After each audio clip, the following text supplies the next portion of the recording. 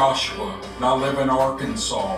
And in late 2003, right before it started getting cold, my wife and I were invited to camp with a friend of mine and his girlfriend at Sugarloaf Lake in Oklahoma so we could check out some paranormal places in the area. It was dark when we got there, and we all climbed into Bob's car. We drove around for a few hours, checking out abandoned houses and graveyards, but around midnight we started to get bored. Bob smiled and said he was saving the best for last. He turned down an old dirt road with the woods on one side and a barbed wire fence on the other. There were 2 acres of field connecting the wooded hillside, but nothing to light the night except the full moon and the clear starry sky.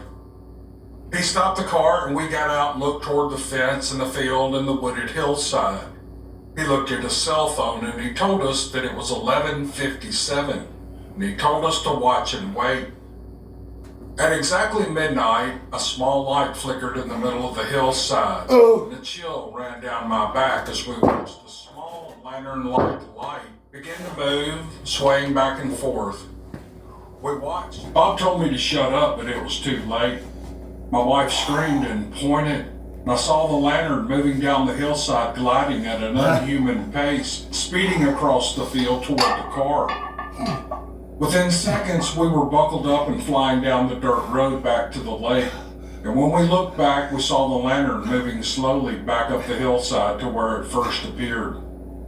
The ride back was silent. And when we got back to Sugar, it was a boat motor. At this time of year, it was starting to get cold, especially at night. And somebody being out in a boat at that time of the night, at that time of the year, didn't make sense. When the boat was just about 50 yards away, a spotlight turned on and blinded us all. Bob and I told the girls to get in the car, lock the doors, and I reached into the bed of my truck and grabbed a tire tool. The boat pulled up to the dock and 2 heavily bearded men stepped out and walked up to us with the spotlight still on. They looked at our vehicles and then the women in the car and they laughed. "You fellas got some sort of car trouble?" one asked as he lit up a cigarette. "Yeah, it's nothing we can't handle," I stammered. The guy with the cigarette sniffed the air and looked down at our feet and saw the smoking ashes of the jumper cable. "Looks like it was more than your weak jumper cables could handle. We got some tools on the boat. Fix your problems right."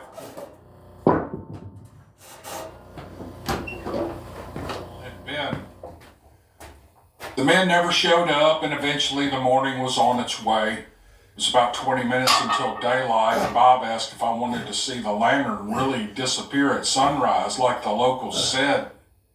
He was sure he had enough fuel, so we headed out there. About 4 minutes left until sunrise, we saw the lantern swaying in the woods by a spotlight.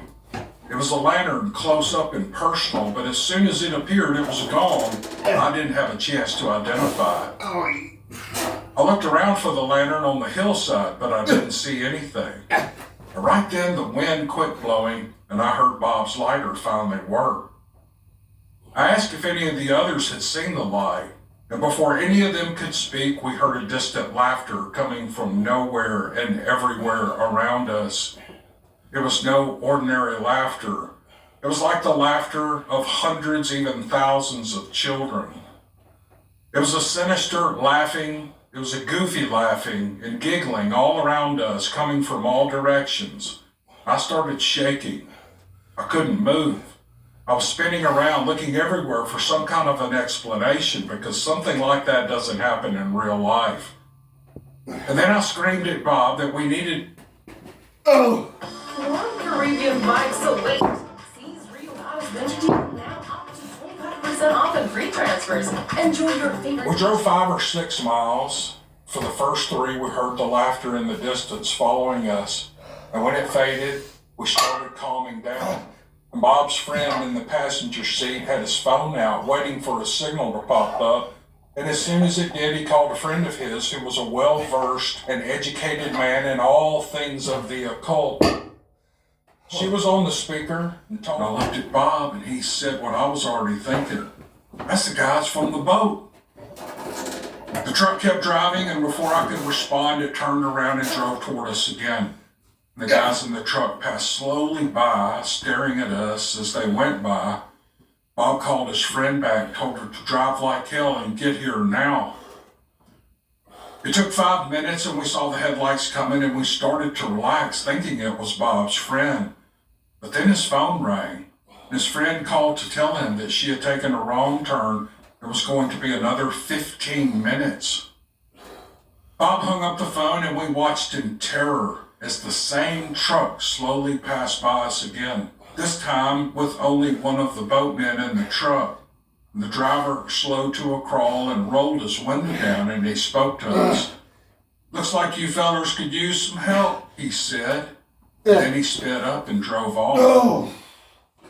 The laughter started up again in the distance all around us. Over the next few minutes, it got closer and closer. We heard laughter still, way off in the distance. To this day, I have no explanation for what happened. I hope somebody who hears this has had a similar experience and can share their story with me. To all of you who think the paranormal is just a fun hobby to get your thrills with, I'll warn you that we are not prepared for what is really out there. If you hear the shade with a good book or a dip in the pool, and that was about it. I chose to read a book. My book of choice was a magazine. It was one of those true detective publications. There was an article in it about how women can protect themselves in public or when someone is trying to harm them. I turned to the page and I began to read. It was full of information and tips such as always being aware of those around you. For example, a woman should always glance behind her when entering a store at the mall. She should take stock of any man following her into the store or lurking outside the entrance. And if a man has followed her in, she should deliberately go to an area he wouldn't normally frequent. If he continues to follow, she should leave the store and wait. If there's a bench available, she should sit down and observe without being too obvious. If he also sits or lingers, she should go to another store to see if he follows again. I firmly believe I was meant to read that article, but I had no idea until I decided to go into the mall later that day just how important the information would be. Station near the entrance of the next store that I entered. And not far from them was a tall, nice-looking man wearing a sport coat and a tie and some nice slacks. He was well-groomed with neatly trimmed brown wavy hair. I didn't see anyone I considered to be a threat. I moved to the ladies section to shop, as did the two other women, and so did the man. And I giggled to myself, wondering who the lucky his eyes on me, but what could I do? I was so upset that I left, but not without making sure that he wasn't following me. I will never forget his face. It was only inches from me for several minutes, and I stared right into his eyes. His image is forever etched in my mind. That night, when my husband got home from work, I told him the entire story, and his reply was to stay away from the mall. They were not words I wanted to hear. One night, as my husband and I were watching the news, I saw a familiar face.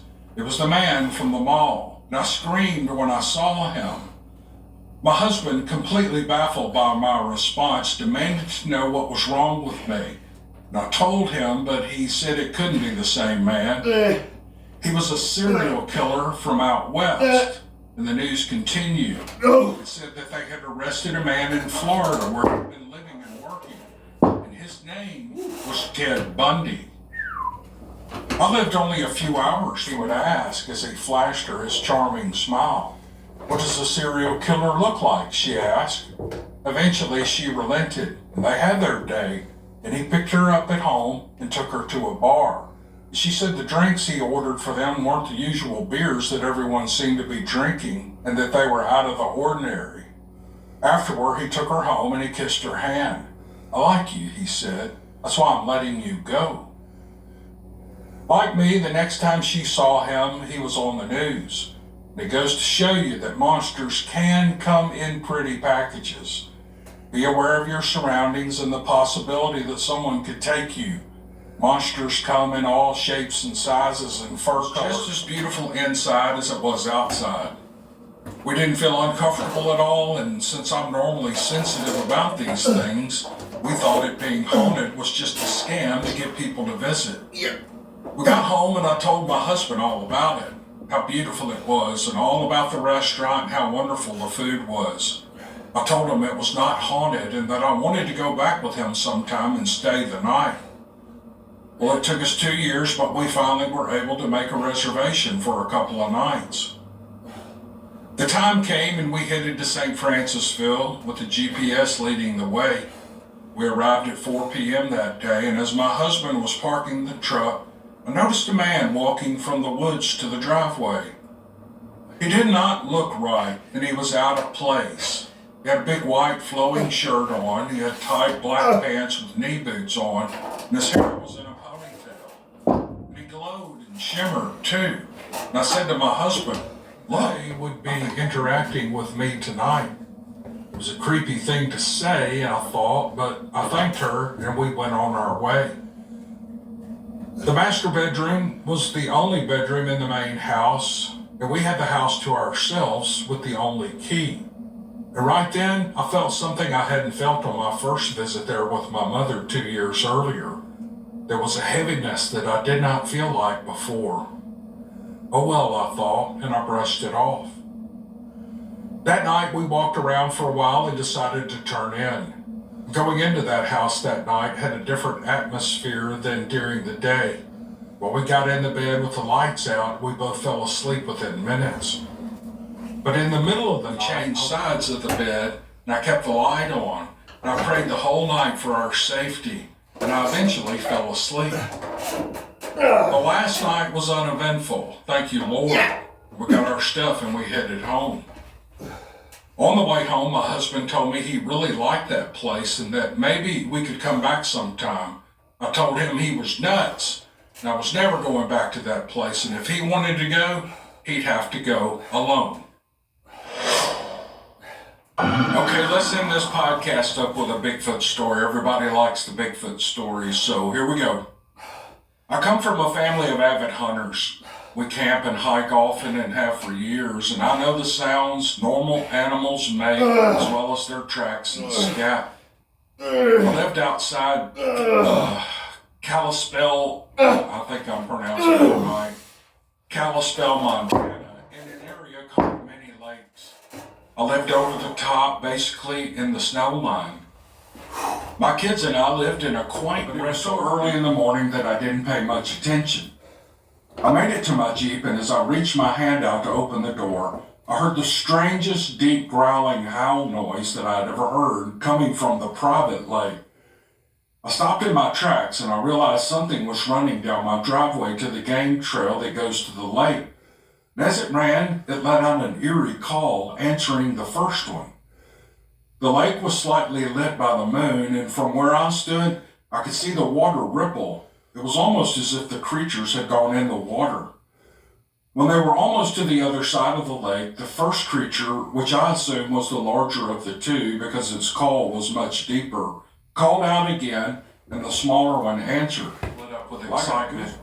He had found all kinds of tracks.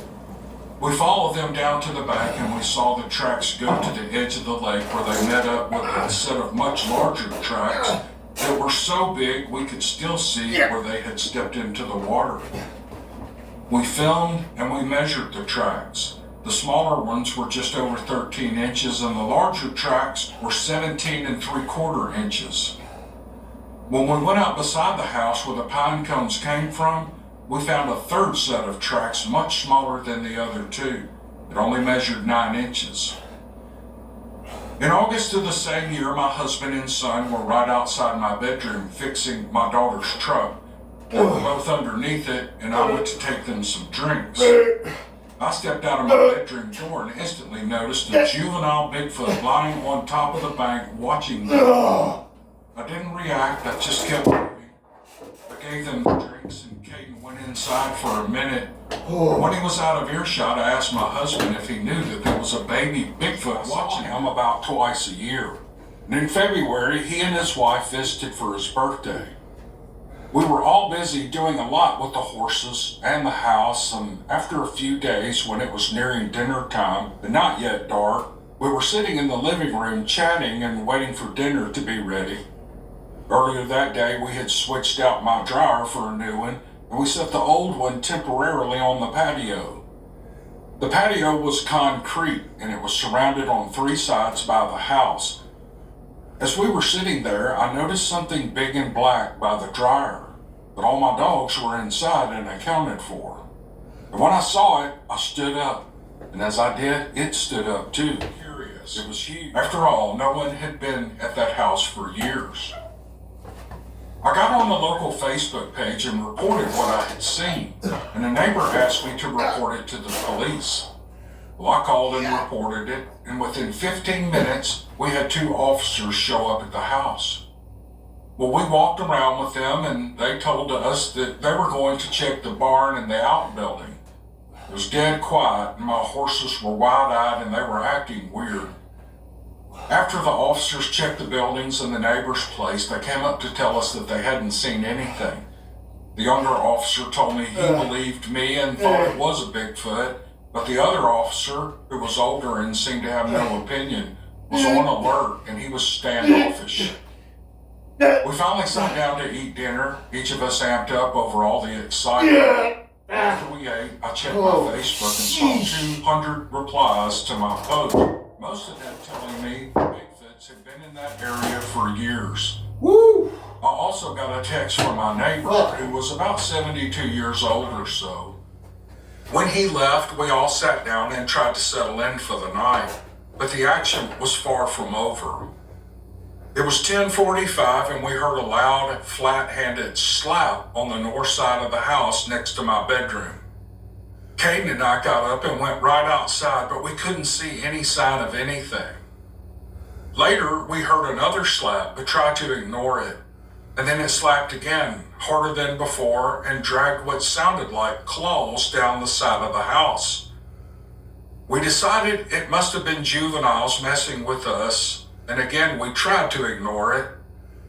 I went to bed a little while later, only to be awakened at 3 a.m. by a horrible growl, unlike anything I had ever heard right outside my window. We both agreed that they followed the elk, since they are a great source of food. And he told me that the slaps and...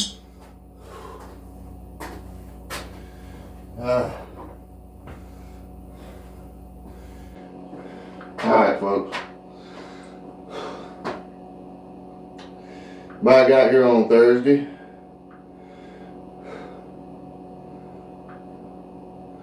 And 7:59. 48 degrees outside. And it's like I said, Thursday, January 16th. Really not much to talk about at all.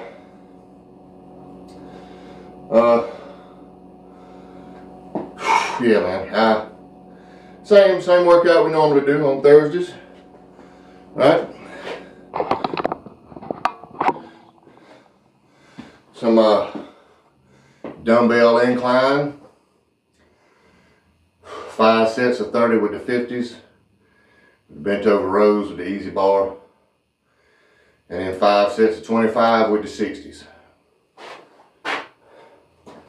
With the resistance bands, I don't know, you call them face pulls or whatever. You know, it's for your fucking rear delts. You call them what you want. I'm sure they have some kind of name. That's neither here nor there.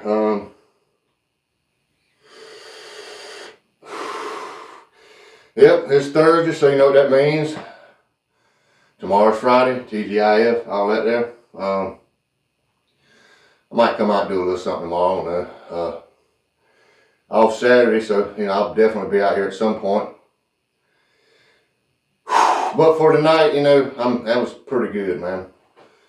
I'm ready to just go on in the house and make me a shake. Yeah. Guess that sums it up, you know, whatever, you know, Thursday workout done. Maybe I'll see you tomorrow. Maybe I won't. I will see you Saturday. So until then, Take it easy.